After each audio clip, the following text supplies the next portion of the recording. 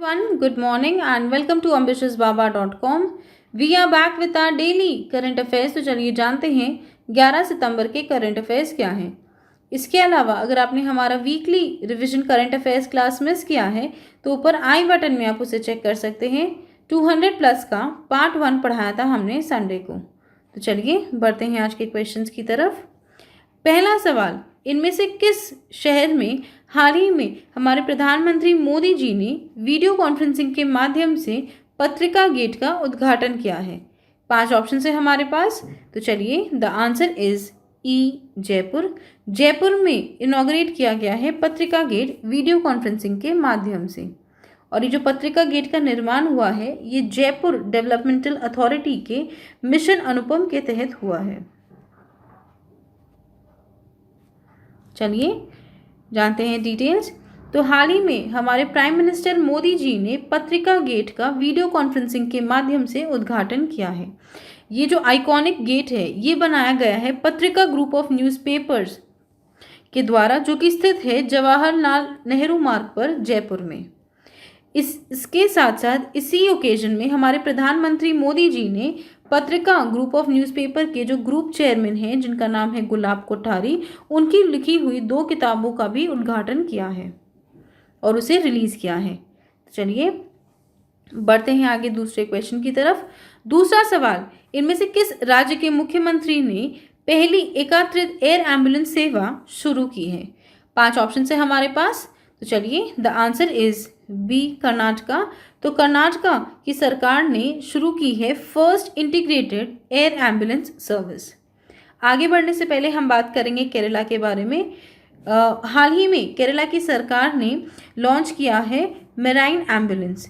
3 marine ambulance उन्होंने एक साथ लॉन्च किया था बिकॉज केरला में हर साल 30 से ज़्यादा मछुआरों की जानें जाती हैं। बिकॉज कोई भी एक्सीडेंट्स वगैरह हो जाता है समुद्र के बीच में तो कोई भी सेवा उन मछुआरों तक नहीं पहुंच पाती। तो इसीलिए हमारे फिशरमैन को मदद पहुंचाने के लिए 3 मेराइन एम्बुलेंस को लॉन्च किया गया है जिसकी कॉस्टिंग है 6 करोड़ 8 लाख रुपए।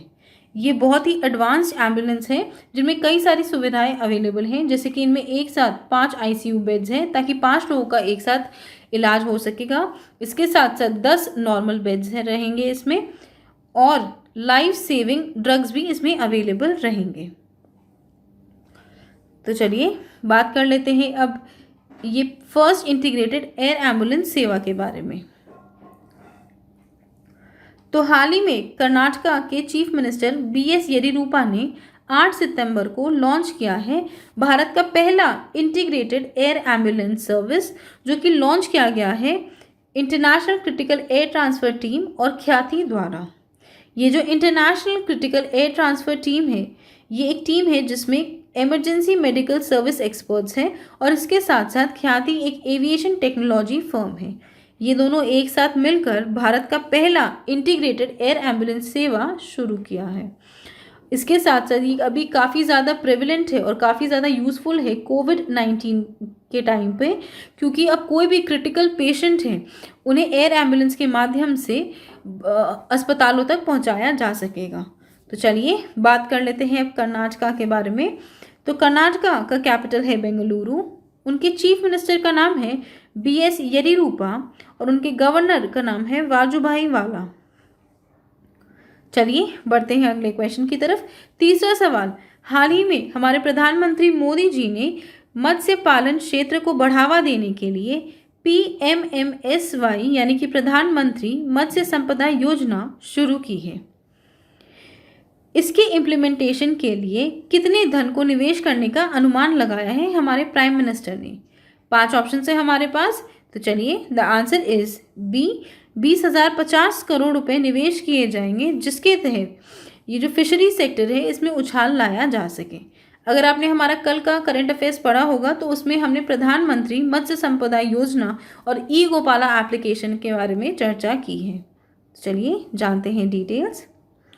तो हाल ही में हमारे प्रधानमंत्री मोदी जी ने 10 सितंबर को लॉन्च किया है प्रधानमंत्री मत्स्य संपदा योजना और उसके साथ साथ एक ई गोपाला एप्लीकेशन। इसके तहत जो हमारा फिशरीज सेक्टर है उसके प्रोडक्शन और एक्सपोर्ट्स में उछाल लाया जा सकेगा और हमारी जो भारत सरकार का एजेंडा है कि हमारे जो फार्मर्स हैं उनकी इनकम को डबल किया जा सके, उसको भी इससे बढ़ावा मिलेगा। और इसके लिए हमारी केंद्रीय सरकार ने 20,050 करोड़ इसमें निवेश करने का निर्णय लिया है over a period of 5 years. तो ये 5 वर्ष लगेंगे इसके इम्प्लीमेंटेशन के लिए, जो कि है 2020-21 से वर्ष 2024-25 तक। और जो एक 20,000 करोड़ का स्टिमुलस पैकेज हमारे फिनेंस मिनिस्टर ने अनाउंस किया था, ये उसी का एक हिस्सा है। इसके तहत जो हमारे एक्सपोर्ट्स है वो डबल हो जाएंगे, जो कि to 1 lakh crore rupees at the end of 5 years. और इसके साथ साथ जो हमारा प्रोडक्शन है वो भी बढ़ जाएगा। तो इसके लिए सरकार ने लॉन्च किया है प्रधानमंत्री मत्स्य संपदा योजना, जिसके तहत फिशरीज सेक्टर का सस्टेनेबल डेवलपमेंट पे फोकस किया जाएगा। चलिए बढ़ते हैं आगे चौथे क्वेश्चन की तरफ। चौथा सवाल, इनमें से किस संगठन के साथ भारत ने 500 मिलियन US$ का लोन अग्रीमेंट साइन किया है, जिसके तहत दिल्ली मेरठ के regional rapid transit system corridor को बनाया जाएगा? 5 ऑप्शन है हमारे पास। तो चलिए the answer is a, Asian development bank के साथ भारत ने हाल ही में 500 मिलियन US$ का लोन अग्रीमेंट साइन किया है। चलिए जानते हैं डिटेल्स। तो हाल ही में भारत और एशियन डेवलपमेंट बैंक ने 500 मिलियन US$ का लोन अग्रीमेंट साइन किया है, जिसके तहत जो दिल्ली मेरठ का regional rapid transit system corridor है उसे डेवलप किया जाएगा। इससे पहले $1 बिलियन का लोन साइन किया गया था और ये उसी का ही फर्स्ट ट्रांच है, जिसके तहत 82 किलोमीटर का जो दिल्ली मेरठ RRTS कॉरिडोर है उसे मॉडर्न और हाई स्पीड रूप में बनाया जाएगा, जिसके तहत जो दिल्ली और मेरठ के बीच में जो रीजनल कनेक्टिविटी है वो इम्प्रूव की जाएगी और इसके साथ साथ मोबिलिटी भी बढ़ेगी भारत के NCR रीजन में।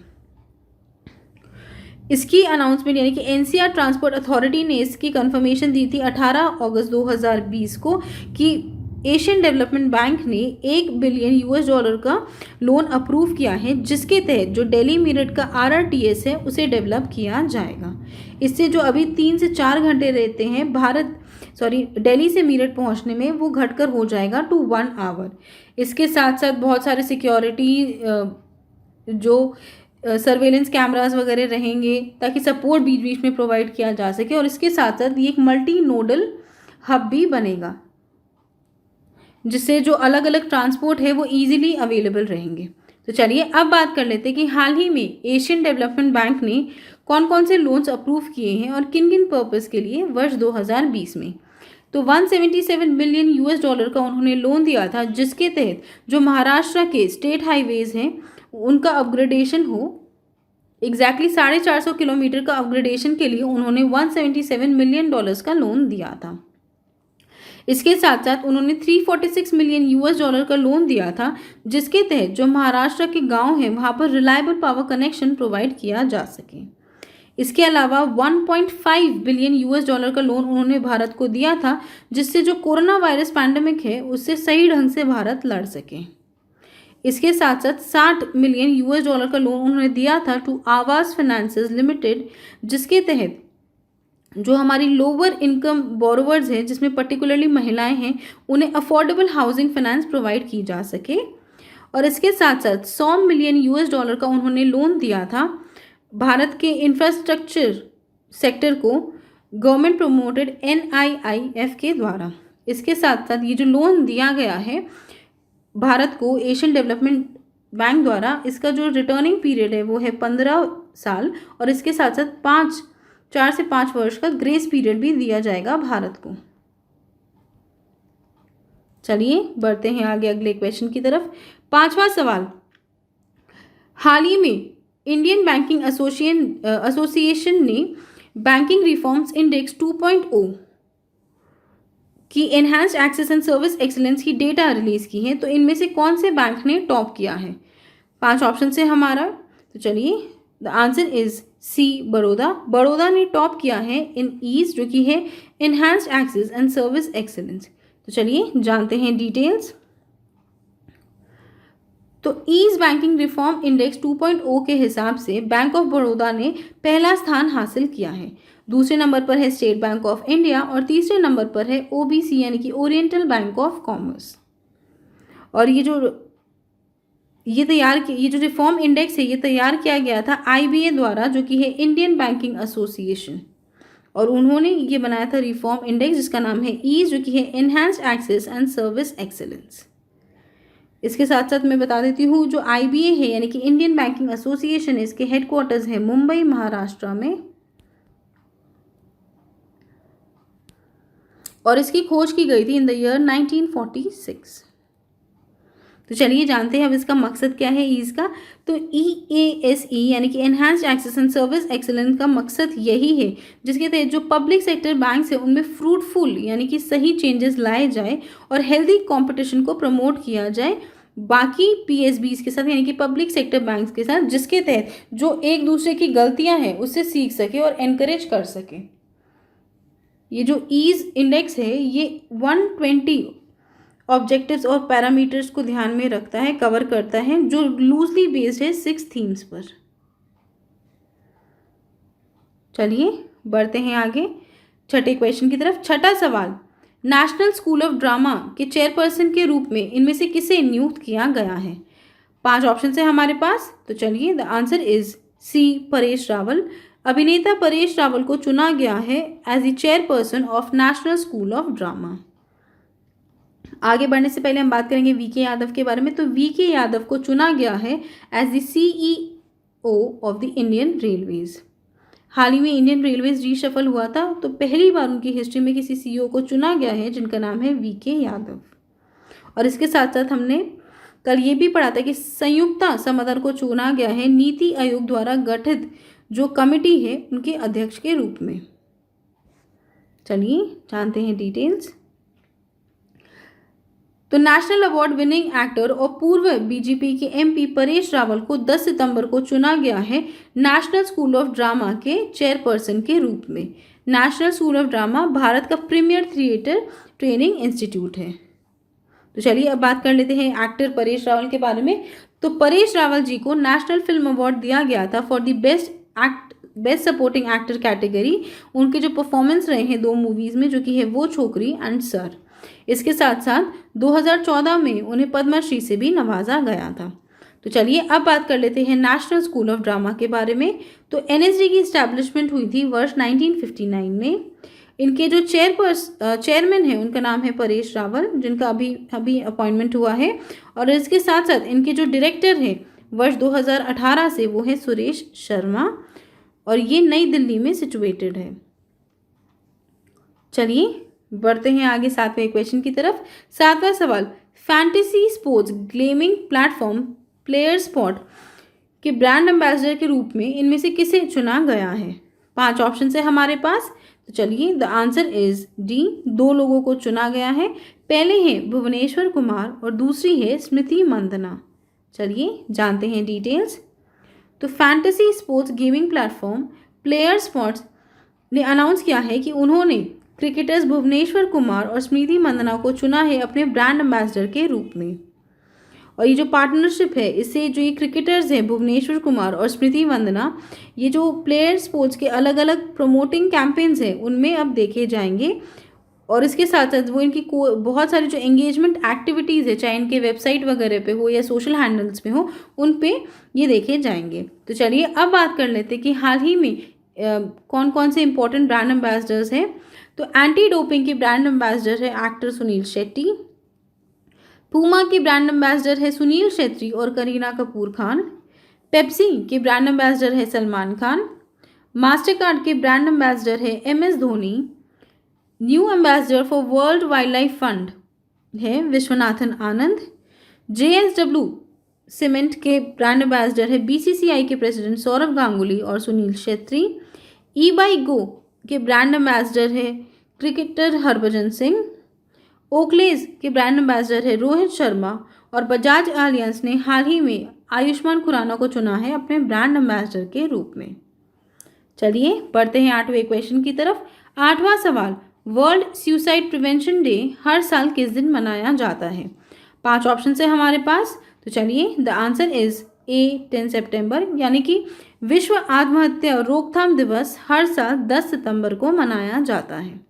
चलिए जानते हैं डिटेल्स। तो जैसा कि हमने क्वेश्चन में ही पढ़ा है कि 10 सितंबर को हर साल वर्ल्ड सुसाइड प्रिवेंशन डे मनाया जाता है। इस दिन को मनाने का मकसद यही है कि लोगों में जागरूकता फैलाई जाए अबाउट द मेंटल हेल्थ और सुसाइड्स को रोका जा सके। जैसा कि आप देख सकते हैं कि इतनी दौड़ भाग की ज़िंदगी में लोग बहुत ज़्यादा डिप्रेस्ड और अलोन हैं और वो किसी से शेयर नहीं करते, ये सोच के कि क्या पता सामने वाला उनके बारे में क्या सोचेगा, और इसीलिए सुसाइड्स बहुत ज़्यादा ग्लोबली बढ़ते जा रही हैं। ऐसा जाना जाता है कि 10th leading cause of death world wide में सुसाइड आता है और ग्लोबली हर साल 1 मिलियन लोगों की जाने जाती है सुसाइड से, यानी कि ये आंकड़ा काफ़ी बड़ा है। 10 लाख लोग हर साल सुसाइड से अपनी जान लेते हैं। तो ये टाइम है कि हम लोगों की मेंटल हेल्थ को समझें और ज़्यादा से ज़्यादा अवेयरनेस इस बारे में फैलाएं।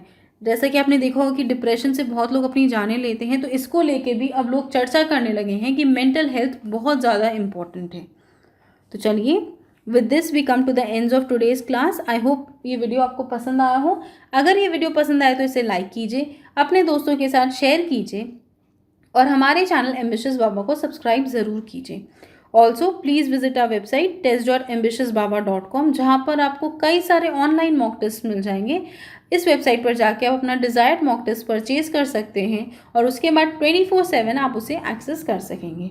इसके अलावा कोई कंप्लेंट्स हो, कोई शिकायत हो या फिर कोई सजेशन हो तो हमें नीचे कमेंट करके ज़रूर बताइएगा, हमें उसका इंतज़ार रहेगा। Thank you friends, that's all for today and have a great day.